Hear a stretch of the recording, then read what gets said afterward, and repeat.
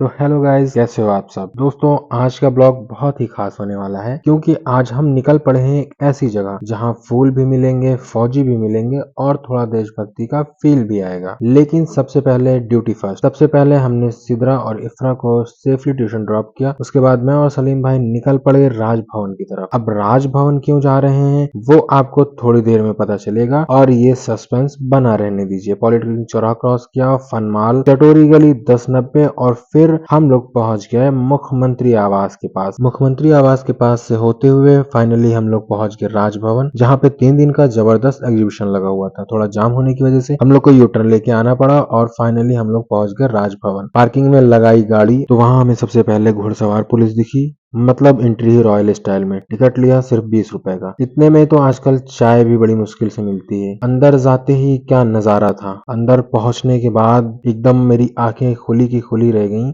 हर तरफ रंग बिरंगे फूल और एक खूबसूरत फाउंटेन। बिल्कुल इंस्टाग्राम वाली फीलिंग आ रही। थोड़ा आगे बढ़े तो फूलों से लिखा हुआ था वंदे मातरम और भारत माता की मूर्ति लगी और साथ ही रविन्द्रनाथ टैगोर जी और डॉक्टर भीमराव अंबेडकर जी की भी मूर्ति। दोस्तों, आप सभी जानते होंगे कि रविन्द्रनाथ टैगोर जी ने भारत का राष्ट्रीय गान जन गण मन लिखा और वहीं डॉक्टर भीमराव अंबेडकर साहब ने पूरा कॉन्स्टिट्यूशन, जिसको आप बोलते हैं भारत का संविधान, उसके निर्माता के रूप में जाने। वहीं हमारा तिरंगा भी शान से लहरा रहा था। दोस्तों, तिरंगा सिर्फ एक झंडा नहीं है, ये हमारे देश की शक्ति और एकता का प्रतीक, जिसमें केसरिया रंग हिम्मत और बलिदान, सफेद रंग शांति और सच्चाई, हरा तरक्की और खुशहाली और बीच का अशोक चक्र बताता है कि हमें हमेशा आगे बढ़ते रहना चाहिए। गाइस, आगे बढ़े तो पुष्प प्रदर्शनी, हर तरह के फूल इतने सुंदर कि कैमरा भी थक गया होगा। फूलों से बना शिवलिंग और राम दरबार भी था।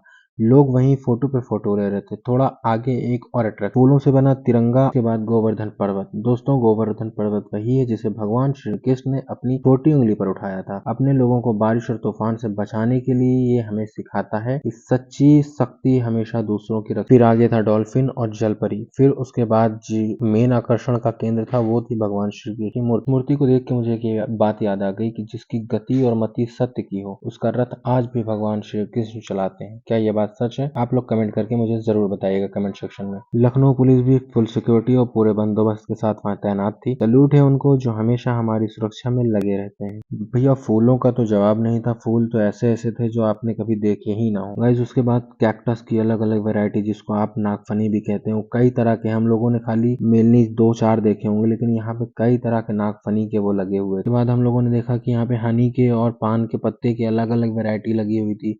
हम लोग मेनली जो है कुछ ही पान के पत्तों को जानते हैं, लेकिन यहाँ पे खूब ढेर सारे लगे हुए थे। और फिर गुलाब के इतने सुंदर फूल के दिल गार्डन गार्डन हो गया। गुलाब के भी कई वैरायटी के फूल लगे हुए थे, जो मेनली आप लोगों ने बस लाल, पीले, नीले देखे होंगे, लेकिन यहाँ पे कई तरह के फूल लगे हुए थे, जिसको देखने के बाद एकदम दिल खुश हो गया। और गाइज, यहाँ पे तरह तरह के स्वास्थ्य कैंप भी लगे हुए थे, हर तरह के। जैसे किसी को कोई दिक्कत हो तो यहाँ पे आके दिखा सकते। और फिर फाइनली गाइज हम लोग आगे वेजिटेबल के सेक्शन में, जहाँ पे इतनी बड़ी बड़ी मूली और इतने बड़े बड़े लौकी थे कि आदमी को जो है जिम में डंबल उठाने की जरूरत नहीं है, इसी को रॉड समझ के उठा ले तो उसकी एक्सरसाइज हो जाएगी। और फाइनली गाइज, ये सब देखने के बाद हम लोग की बारी आई अंदर राजभवन में एंट्री करने। फिर हम राजभवन के अंदर की तरफ बढ़े, डेकोरेशन देखा और सच में होश उड़ गए। इस तरह का डेकोरेशन था, इस तरह की सजावट थी कि देख के ही दिल खुश हो गया। वहाँ कमांडोज और आर्मी की भी एग्जीबिशन लगी हुई थी। मुझे पर्सनली आर्मी की यूनिफॉर्म देख के बहुत ही गर्व होता है। मेरा भी सपना था, लेकिन मेरा सपना पूरा नहीं हो पाया। वहाँ बहुत सी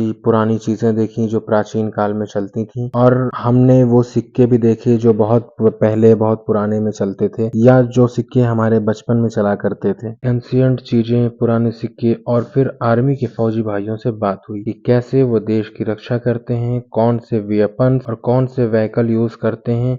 ये सब मैं आपको आगे दिखाने वाला हूँ कि वो कैसे और कौन सा वेपन यूज करते हैं। वहां से आगे बढ़ने के बाद 2 फौजियों की ऐसी मूर्तियां बनाई गई थी फूल से, जैसे लग रहा हो कि वो अभी जंग के मैदान में खड़े हैं। उसी के जस्ट सामने ब्रह्मोस, जो कि मिसाइल है, की एक बहुत ही अच्छी तस्वीर बनाई गई थी। थोड़ा सा आगे बढ़ने के बाद हमने देखा कि हमारी आर्मी के पास जो ड्रोन्स हैं वो किस तरह वर्क करते हैं, और हमारी आर्मी नाइट में अगर किसी दुश्मन को देखना हो तो कैसे देखती है, या फिर किसी दुश्मन को अगर टारगेट करना हो तो कैसे टारगेट करती है। आइए सुनते हैं इन फौजी भाई की ज़बानी कि हम दुश्मन को कैसे पहचान सकते हैं, उसको कैसे डिटेक्ट कर सकते हैं। क्या होता है? जी जी। अपने बॉडी का जी। उसी हिसाब से आदमी हुआ, ह्यूमन बॉडी है, व्हीकल है, उसकी थर्मल इमेज बना के इस स्क्रीन के ऊपर।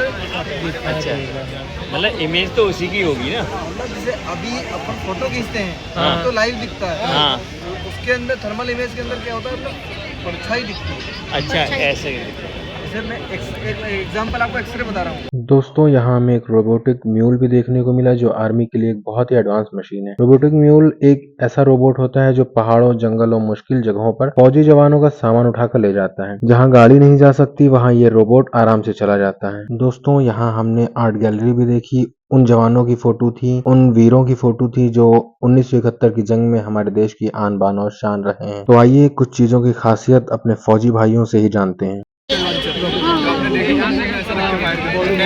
और सनी देओल ने जो किया था, बंकर को बर्बाद करने के लिए या फिर व्हीकल्स को बर्बाद करने के लिए वो इस्तेमाल किया जाता है। 13 तरह के अलग अलग राउंड, हर राउंड की अलग अलग रेंज होती है।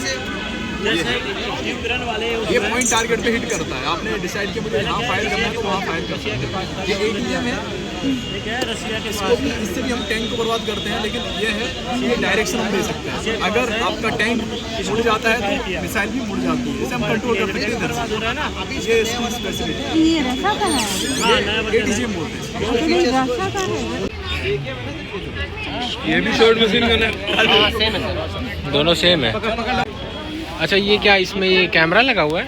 ये मतलब ये लेंस, कैमरा आपको दिखाता है, लेकिन ये साइड बोलते हैं हम। अच्छा। इससे क्या है, नाइट फायर होता है, जैसे मैग्निफिकेशन बढ़ जाता है, देखने की क्षमता इसे देख करके एक्यूरेट फायर करते हैं। दोस्तों यहाँ आर्मी के एग्जीबिशन को देखकर दिल से एक ही बात निकलती है, हमारे फौजी हमारे असली हीरोज हैं। दोस्तों यहाँ पर हमारी मुलाकात होती है श्रीमती आनंदीबेन पटेल जी से, जो उत्तर प्रदेश की राज्यपाल यानी कि गवर्नर हैं मौजूदा वक्त में। आनंदीबेन पटेल जी एक अनुभवी और समर्पित नेता हैं। वो गुजरात की पहली महिला मुख्यमंत्री भी रह चुकी हैं और कई सालों तक शिक्षा और समाज सेवा के क्षेत्र में कई अच्छे काम भी किए हैं। उनका जीवन महिला सशक्तिकरण, शिक्षा को बढ़ावा देना और समाज के विकास के लिए समर्पित रहता है। आज भी वो राज्यपाल के रूप में राज्य के विकास और लोगों की भलाई के लिए काम कर रही हैं। ऐसे अनुभवी और प्रेरणा देने वाले व्यक्तित्व से मिलना हमारे लिए एक बहुत ही बड़े गर्व की बात। उसके बाद हमने एनसीसी के कुछ कैडेट्स से मुलाकात की, उनसे थोड़ी बातचीत की और फिर इतना सब देखने के बाद भूख लगना तो बनता ही, तो सीधा फूड स्टॉल और फिर खा पी कर निकल पड़े हम अपने घर की तरफ वापस। तो दोस्तों